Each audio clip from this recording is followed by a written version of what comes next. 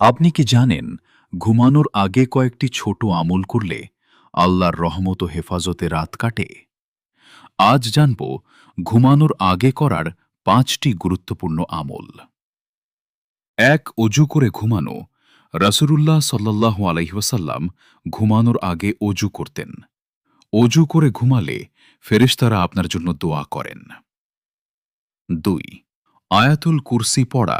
ঘুমানোর আগে আয়াতুল কুরসি পড়লে আল্লাহ একজন ফেরেশতা নিযুক্ত করেন যে সারা রাত আপনাকে হেফাজত করে। ৩.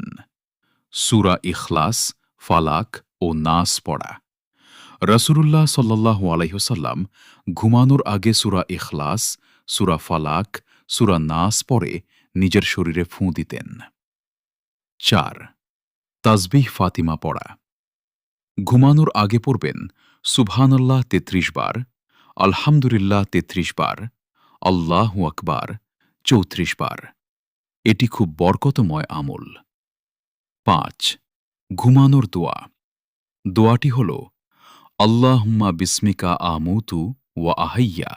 অর্থ, হে আল্লাহ, আপনার নামেই আমি মৃত্যুবরণ করি এবং আপনার নামেই জীবিত হই। শেষ কথা, ঘুমানোর আগে এই ৫টি আমল করার চেষ্টা করুন। আল্লাহ আমাদের সবাইকে ভালো আমল করার তৌফিক দান করুন। আমিন। এমন আরও ইসলামিক ভিডিও পেতে চ্যানেলটি সাবস্ক্রাইব করুন।